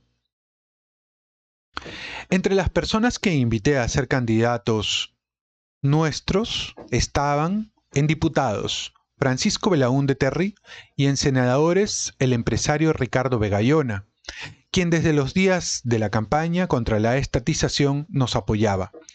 Vegallona representaba ese espíritu moderno y liberal en el hombre de empresa que nosotros queríamos ver propagarse entre los empresarios del Perú, harto del mercantilismo, resuelto partidario de la economía de mercado y sin los prejuicios sociales ni las ínfulas aristocratizantes y snobs de muchos hombres de negocios peruanos. Invité también como candidatos a senadores a Jorge Torres Vallejo, separado del APRA por sus críticas a Alan García y que, como exalcalde de Trujillo, pensábamos podría atraer votos para el frente en esa ciudadela aprista, y a un periodista que defendía nuestras ideas desde su columna del diario Expreso, Patricio Riquets Rey de Castro. Y entre nuestros propios militantes cedía a los ruegos de mi amigo Mario Rollero, quien quería ser candidato a diputado pese a no haber participado en las elecciones internas. Lo incluí en nuestra lista por el buen trabajo que había hecho como secretario general de gremios del movimiento, organizando distintos sectores de profesionales, técnicos y artesanos, sin imaginar que apenas elegido actuaría con deslealtad para con quienes lo habían llevado a esa curul, apoyando primero a Alan García con un viaje al extranjero que le evitó votar en el Congreso cuando se discutía la posibilidad de juzgar a este por corrupción, y pasando luego a coquetear con el régimen al que su partido y sus colegas hacían oposición. Pero nos hallamos todavía en las últimas semanas de 1989, y uno de esos días, el 15, tuve un breve paréntesis literario en el incesante ajetreo político, la presentación en la Alianza Francesa de una traducción de Un que sos une soutane, de Rimbaud, perdón por mi francés, que había hecho 30 años atrás y que había permanecido inédita hasta que Guillermo Niño de Guzmán y el entusiasta agregado cultural de Francia, Daniel Lefort, se animaron a editar. Me pareció mentira, por un par de horas, oír hablar y hablar yo mismo de poesía y literatura, de un poeta que había sido una de mis lecturas de cabecera cuando era joven. Los últimos días de diciembre salí de nuevo en gira con motivo de los repartos de regalos y juguetes que habían organizado en todo el Perú un comité encabezado por Gladys Urbina y Cecilia Castro, la esposa del secretario general de Libertad en Cajamarca, y los jóvenes de movilización. Centenares de personas participaron en esta operación que tenía por objeto, además de llevar un pequeño regalo a algunos millares de niños pobres, una gota de agua en el desierto, poner a prueba nuestra capacidad para movilizaciones de esta índole. Pensábamos en el futuro. Sería imperioso en los días más duros de la lucha contra la inflación hacer grandes esfuerzos para llevar a todos los rincones del Perú una ayuda en alimentos y medicinas que hiciera menos dura la tremenda prueba. ¿Estábamos en condiciones de organizar acciones civiles de envergadura para casos de urgencia como catástrofes naturales o campañas como la autodefensa, la alfabetización y la higiene popular? Los resultados de este punto de vista fueron a pedir de boca por el excelente trabajo que hicieron Patricia, Gladys, Cecilia, Charo y muchas libertarias. Con la excepción de Huancavelica, a todas las otras capitales del departamento y gran número de provincias llegaron cajones, bolsas y paquetes con los regalos que reunimos gracias a fábricas, casas comerciales y personas particulares. Todo funcionó dentro de los plazos: el almacenamiento, el empaquetamiento, el transporte, la distribución.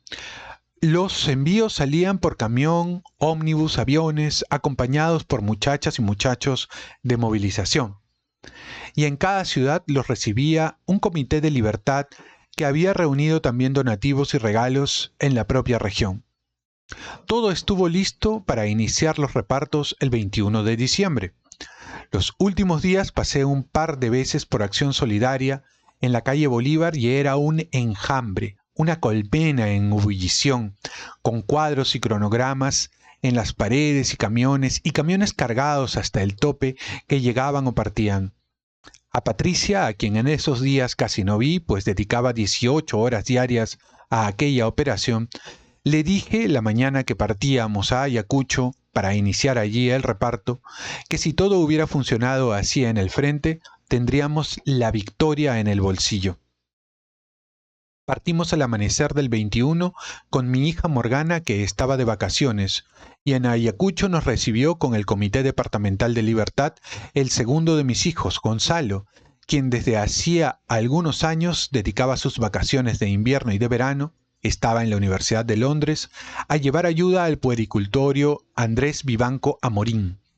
Esta institución había surgido como consecuencia de la guerra revolucionaria de Sendero Luminoso que estalló en 1980 en esta región. A raíz de ello, Ayacucho se llenó de niños abandonados que mendigaban por las calles y dormían en los bancos o bajo los portales de la plaza de armas. Un viejo profesor de colegio, pobre de solemnidad pero con un corazón como el sol de su tierra, don Andrés Vivanco, puso manos a la obra, tocando puertas, mendigando ante oficinas públicas y privadas, consiguió un local para albergar a muchos de esos niños y darles un bocado de pan. Aquel orfelinato le exigió esfuerzos heroicos y Violeta Correa, la esposa del presidente Belaúnde, lo ayudó mucho en los comienzos. Gracias a ella, el puericultorio obtuvo un terreno en las afueras de la ciudad. En 1983, yo doné a don Andrés Vivanco los $50,000 que recibí del premio Ritz Hemingway por mi novela La guerra del fin del mundo. Y Patricia había conseguido que le prestara apoyo la Asociación Emergencia Ayacucho, que por iniciativa de Anabela Jourdán, esposa del embajador de Estados Unidos, ella y un grupo de amigas crearon a principios de los 80 para llevar asistencia a la martirizada tierra ayacuchana. Desde entonces, Gonzalo había concebido una pasión por el orfelinato. Hacía colectas entre conocidos y amigos y llevaba en cada vacación a las religiosas que habían tomado a su cargo la institución comida, ropa y chucherías. A Gonzalo, a diferencia de su hermano Álvaro, jamás le interesó la política y cuando yo comencé la campaña electoral, él siguió yendo a Ayacucho varias veces al año a llevar víveres al puericultorio como si tal cosa. El reparto ayacuchano se hizo con una orden que no nos permitió presagiar siquiera lo que ocurriría en otras ciudades, y luego fui a poner unas flores a la tumba de don Andrés Vivanco, a visitar el comedor popular de San Francisco, la Universidad de Huamanga y recorrer el mercado central. Almorzamos con los dirigentes del Movimiento Libertad en un pequeño restaurante a la espalda del hotel de turistas y esa fue la última vez que vi a Julián Guamaní Yauli, asesinado poco después. De Ayacucho volamos a la selva, a Puerto Maldonado, donde luego del reparto navideño había programada una manifestación callejera. Las instrucciones a los comités de libertad habían sido clarísimas. El reparto era una fiesta interna del movimiento, con el objeto de llevar un pequeño presente a los hijos de los militares, no abierto a todo el mundo, pues no teníamos regalos para los millones de niños pobres del Perú. Pero en Puerto Maldonado la noticia del reparto había corrido por toda la ciudad y en el local de los bomberos, elegidos para el acto cuando yo llegué, había colas de millares de niños y de madres con criaturas en los brazos y en los hombros, forcejeando, desesperadas por ganar un puesto, pues presentían lo que en efecto pasó, que los regalos se acabaron antes que las colas. El espectáculo partía el alma. Niños y madres estaban allí abrazándose bajo el sol ardiente de la Amazonía, desde muy temprano en la mañana. 4, 5, 6 horas para recibir los que alcanzaron un balde de plástico, un muñequito de madera, un chocolate o una bolsa de caramelos. Me sentí descompuesto aquella tarde entre los muchachos y las mujeres de libertad que trataban de explicar a esa inmensa masa de criaturas y de madres descalzas y en andrajos que se habían acabado los juguetes, que tendrían que marcharse con las manos vacías. La imagen de aquellas caras contritas o enfurecidas no me abandonó un segundo mientras hablaba en el meeting, visitaba los locales de libertad y mientras discutía en la noche con nuestros dirigentes en el hotel de turistas con el telón de fondo de los rumores de la selva, la estrategia electoral en Madre de Dios. Pie de página. Estas cosas se tienen que planificar. La gente se entera de este tipo de cosas. No se puede hacer ante un grupito. Si lo haces ante un grupito, no lo hagas tú directamente, que lo haga un dirigente, con una carta tuya, con un video tuyo, con algo que hable de ti. Y debería de ser inopinado, es decir, en el mismo momento ir y entregar los regalos, no avisar, porque luego esto se difunde y llega a la gente, y la gente que no recibe los regalos se siente mal. Y el culpable eres tú como candidato directamente. Toda la parte de comunicación, por lo que yo voy leyendo, que empezó a desarrollar Mario, fue una desgracia. De inicio a fin. Estuvo mal hecho, mal planificado en términos de comunicación. Subestimaron al rival y lo propio no lo hicieron bien. He ahí. Y este tipo de actividades también son actividades de comunicación. No son spots, no son comerciales en radio, no son entrevistas, pero son eventos que la gente interioriza luego y lo que dicen es, al final, vino el gringo, el Vargas Llosa ese, y no me dio regalo. Todo el día esperando. Y por más que des 800.000 explicaciones de que solamente era para un grupo, que no era para todos, que era algo cerrado, que se acabaron los regalos, la gente no lo va a entender. No lo entiende. Y no lo concibe así. Simplemente estuve parada por un regalo y este miserable no me dio regalo. Así es como lo queda en el inconsciente colectivo de las personas. Muy bien. A la mañana siguiente volamos al Cusco, donde el Comité Departamental de Libertad, que presidía Gustavo Manrique Villalobos, había organizado el reparto de manera más sensata en los propios locales del movimiento y para las familias de los inscritos y simpatizantes. Este era un comité de jóvenes y nueva en política, en el que yo tenía mucha fe. Pues, a diferencia de otros, parecía haber entre las mujeres y hombres que lo conformaban, o que lo formaban, entendimiento y amistad. Aquella mañana descubrí que estaba equivocado. Al partir, dos dirigentes cusqueños me entregaron por separado cartas que fui leyendo en el avión y que me llevaba a Andahuaylas. Ambas contenían sulfúricas acusaciones recíprocas con los cargos consabidos: deslealtad, oportunismo, nepotismo, intrigas.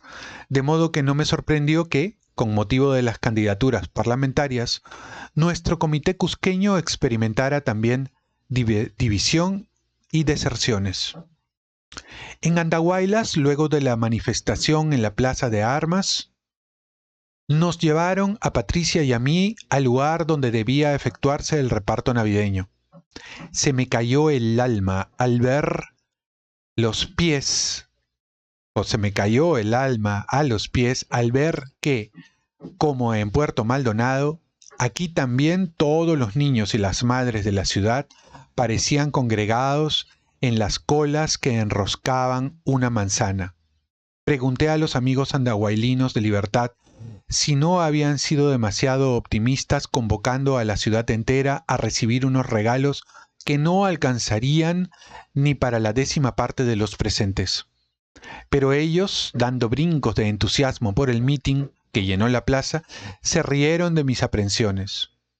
Luego de iniciar el reparto, Patricia y yo partimos, y al salir del lugar, vimos que niños y madres se abalanzaban en medio de un indescriptible desorden al asalto de los regalos, deshaciendo las barreras de los jóvenes de movilización. Las señoras y muchachas del reparto veían avanzar hacia ellos una muchedumbre de manos ansiosas. No creo que esa Navidad nos ganara un solo votante en Andahuaylas. Craso error.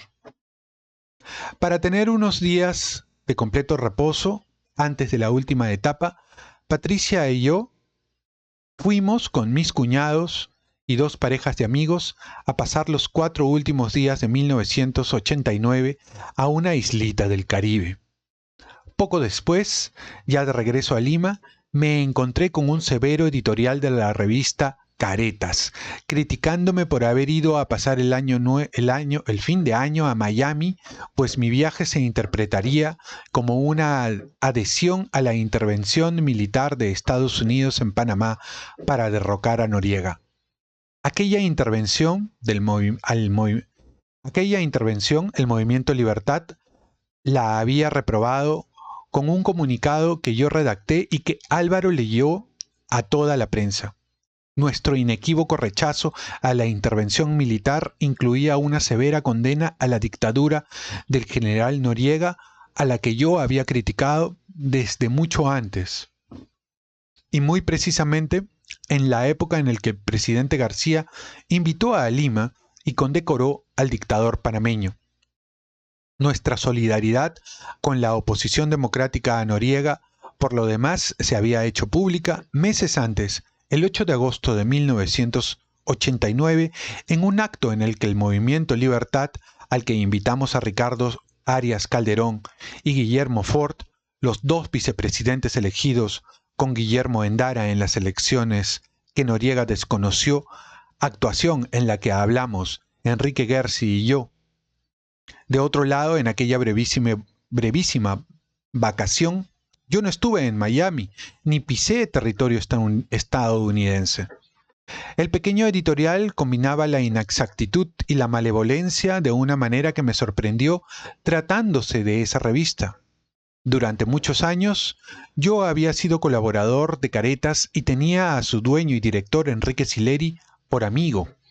Cuando la revista fue acosada y él perseguido por la dictadura militar, hice esfuerzos denodados para denunciar el hecho dentro y fuera del país, llegando incluso a pedir una audiencia al propio general Velasco, pese al desagrado que el personaje me inspiraba, para abogar por su causa, que era la más legítima del mundo, la libertad de prensa. Cuando Caretas se fue acercando a Alan García, porque esa aproximación traía beneficios a la revista en forma de avisos estatales, o porque se decía Sileri había sido seducido por la verba y los halagos de aquel, seguí figurando entre sus colaboradores. Luego, en mayo de 1989, accedí a hablar en Berlín en el Congreso de un Instituto Internacional de Prensa que Sileri presidía a insistencia de este. Ya para entonces, Caretas había dado muestras de antipatía hacia mi acción política y hacia Libertad, pero sin recurrir a métodos incompatibles con la tradición de la revista. Por eso, me había resignado, con cierta pena, lo confieso, porque durante muchos años la revista había sido mi tribuna en el Perú, a no contar con el apoyo alguno de Caretas en los meses futuros, sino más bien a una hostilidad que la cercanía de las elecciones endurecería. Pero nunca imaginé que la revista, a una de las pocas en el país de cierto nivel intelectual, se convertiría en uno de los instrumentos más dóciles de Alan García en la manipulación de la opinión pública contra el Frente Democrático, contra el Movimiento Libertad y mi persona. Aquel editorial fue como el quitarse la careta de la Caretas que conocíamos. Desde entonces y hasta el fin de la primera vuelta, en la segunda cambió de actitud, su información fue tendenciosa, destinada a agravar las disensiones dentro del frente, a dar visos de respetabilidad a muchos infundios contra mí tramados por el APRA o a hacerlos públicos con el recurso fariseo de hacerse eco de ellos para desmentirlos a la vez que devaluaba o ignoraba toda información que podía beneficiarnos. En su caso, se guardaban ciertas formas y no recurría a las abyecciones de la República o Página Libre. Caretas se especializó en sembrar la confusión y el desánimo respecto a mi candidatura, en esa clase media de donde salen los lectores de la revista, a los que suponía, con razón, inclinados a favorecerla y a quienes había que trabajar con más elegancia que a los consumidores de basofia periodística. Pese a que mis asesores me desaconsejaron de hacerlo, luego de aquel editorial hice sacar mi nombre del semanario que, en los tiempos de sus fundadores, Doris Gibson y Francisco Igartua, ciertamente no hubiera desempeñado el rol que jugó en esa campaña electoral. Mi carta de renuncia a Sileri, del 10 de enero de 1990, tenía una frase: «Te ruego sacar mi nombre de la lista de los colaboradores de la revista, pues ya no lo soy». Muy bien, y aquí acaba este capítulo el gran cambio. Voy a hacer un muy breve comentario, porque ha sido un capítulo largo. Hay varias cosas. Primero, el plan de gobierno que presenta Mario Vargas Llosa fue un plan de gobierno liberal necesario en ese momento porque suponía la reducción de todo el aparato estatal que en aquel instante era elefantiásico. Había muchísima gente en el aparato estatal y muchas entidades del Estado realmente no estaban cumpliendo con los fines para los cuales habían sido creadas y servían más bien como una suerte de bolsa de trabajo para los partidarios del gobierno de turno. Eso sumado a al marco legal que hacía o que hacía que los trabajadores fueran prácticamente dueños de su puesto de trabajo, convertía a esas instituciones en ingobernables, en una fuente de dispendio del erario nacional, de las contribuciones del ciudadano y del público. Entonces, Mario Vargas Llosa quería atajar esta situación. Sin embargo, la manera como él comunicaba las ideas, de manera tan técnica, de manera tan académica, nunca llegaron o llegaron mal a la población. Vargas Llosa, que es un escritor, que es alguien que desde el inicio prácticamente de su capacidad de lectura se fue alimentando por las ficciones, parece que nunca, y me parece increíble, llegó a entender que el ser humano en general y específicamente el peruano se alimenta de símbolos. El ser humano no es racional como nos pretende hacer creer el racionalismo afrancesado, sino más bien emocional y bastante simbólico. Diariamente nos enfrentamos a elementos con significados que nos permiten tener una idea de cómo se compone el mundo.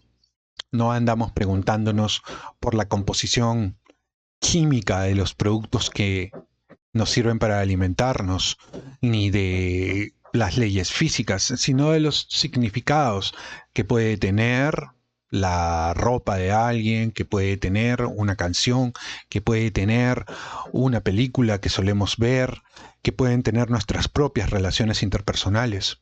De eso nos alimentamos, de historias. Y me parece increíble que a alguien cuyo trabajo es precisamente contar historias, no pueda haberlo leído y haya sido tan brutal en el sentido más elegante del término a la hora de comunicar sus ideas a la población. Se concentró en la publicación, en la comunicación del qué, pero no se concentró y perdió de vista el por qué. Si Vargas Llosa hubiera orquestado toda su comunicación en el porqué de las cosas, probablemente el resultado hubiera sido distinto. Tener a diferentes responsables de la comunicación mediática fue un error. Él no sabe de comunicación, tendría que saberlo tal vez. Es más fácil para un literato saber de comunicación y de publicidad que saber de economía, por ejemplo. Y sin embargo no leyó eso, no leyó que los mensajes tienen que ser unificados. Tampoco leyó que la organización de esta entrega de regalos tiene que ser efectiva, tiene que ser buena. No lo leyó y muchos fueron un desastre. Entonces, si haces, eso también es comunicación. Si haces algo malo por un lado y si haces algo malo por otro lado y tu adversario es malo en todo, pero bueno en la comunicación, como lo es el APRA y como lo es la izquierda, hasta hoy la izquierda progresista, entonces te van a destruir. Y eso es lo que ocurrió. Destruyeron la campaña de Mario Vargas Llosa. Muy bien. Me gustaría conocer tus comentarios de este capítulo porque es bien interesante. Y espero me puedas regalar un like para que este video, que es un contenido hasta educativo, pueda llegar a la mayor cantidad de personas. Conmigo hasta la próxima. Suscríbanse al canal si no están suscritos, compartan este video con quienes consideren que les pueda interesar y nos vemos en el siguiente video. Conmigo hasta la próxima. Paz y bien.